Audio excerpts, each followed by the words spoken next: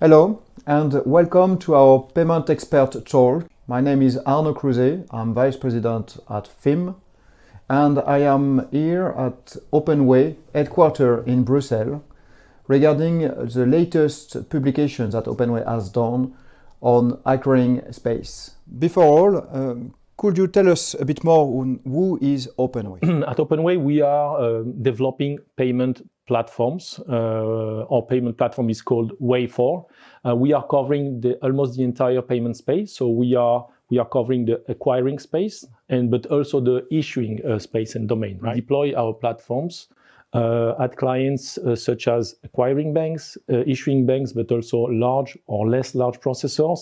We work, for instance, with companies like Nexi in Italy, Nets in Denmark. We work also with Six Payments, Worldline, these kind of quite big institutions. But also we have clients within the neobanks and fintech space as well. You have recently issued a white paper regarding acquiring space. And you have done this study on a worldwide study with different type of acquirers. Could you tell us a bit more about the result of that study? We did that in order to give a better understanding of what are the challenges that the acquiring domain is facing nowadays, and what are also the opportunities that are offered to acquirers or to new entrants to this domain. And we have identified a couple of trends. So as you mentioned, Arnaud, so it's a global study. So there are quite different trends depending on the region of the world. But what we see, the first thing that we see is that there is definitely a big challenge nowadays with profitability of precisely the processing, the transactions processing itself, right? We are in a very competitive market.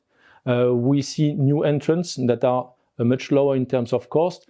We see a lot of big companies that are merging together. There's a lot of movement, and there will be a lot of new developments because at some point the profitability can be so low that the acquirers and those different actors will have to rebuild their margin. So we understand that there is a risk or difficulties for the acquirers regarding the profitability. Does that mean that they need to add additional services, or which type of services in that case, and how they can improve their margin? Now, I would say there is a mix of things. On the one hand, indeed, it is really crucial for acquirers these days to actually track the profitability of the different merchants.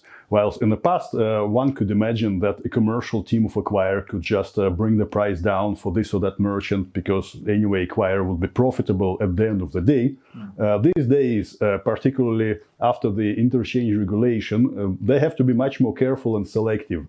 And it doesn't necessarily mean really selecting who are the merchants that you would like to deal with, but rather being more creative, if you will, being more selective in creating the different pricing model for the merchants, tracking carefully who are the merchants who are doing better with the fixed fees, with Interchange Plus, and if it is an Interchange Plus, obviously to make it clear for the merchant so that he doesn't get confused at any point, to come up with promotions, to come up with seasonal pricing, and certainly to make this merchant segmentation dynamic, right?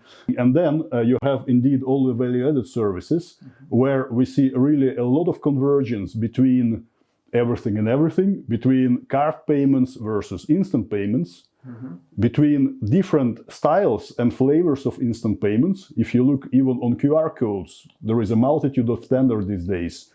Right, across Europe, you have different players in QR instant payment space, and then you have those of Visa standards and those of MasterCard, and then you have those of Alipay, and they're all about the same thing, but slightly different flows. And for us, as a payment solution provider, it is quite interesting because we have to cope with those standards. So for that purpose, we have also joined this European Payment Council initiatives on mobile-initiated SEPA credit transfers, and another one on SEPA request to pay. And we believe that when those initiatives really come to reality, when they will materialize maybe 1 or 2 years down the line, then we will see a lot of shake potentially on the market and even further convergence between the card payments and instant payments, and particularly towards the interoperability. And furthermore, what we also observe is a convergence between issuing and acquiring business, which traditionally used to be quite separate worlds. But nowadays, particularly if you look into some of our customer experience, like Nets, who is partners with major banks in the Scandinavian and the Nordic regions to offer the over-the-counter loans directly at the merchants. So this is not 100% acquiring, not 100% issuing, that's something in between, and that's quite interesting. We see it more and more. Okay, very interesting. So it means that there is a mix between the classical world, historical world for card payment, acquiring on one side, but with all different type of new services. So you mentioned instant to pay, request to pay, maybe some other alternatives. So it means that there is a mix now between the classical, let's say, financial world on one side and world and team and systems, and the card space on the other side. Absolutely, absolutely. And on top of that, when new acquirers start these days, they expect just to have it, they take it for granted. They're not looking to have 20 different suppliers, integrating them in between, running a lot of complex certification projects that take years.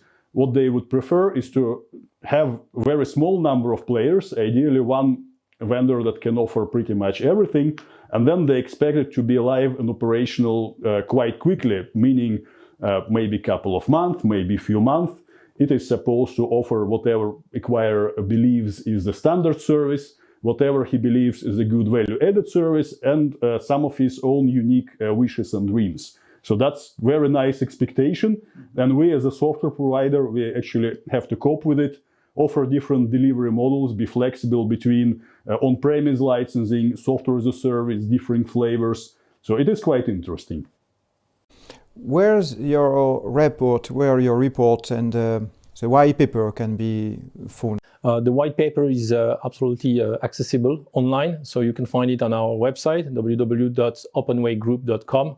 And I really invite you and our audience to read it, because it has much more very interesting examples in it, and I think it can also help to build some, to have a better idea of concrete cases and of what's happening in this space.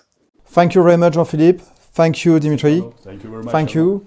So we can understand that the acquiring space is moving a lot with new type of services, new type of approach, and actors and players in that field.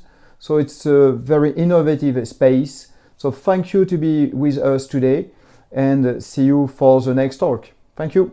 Bye-bye. Thank you.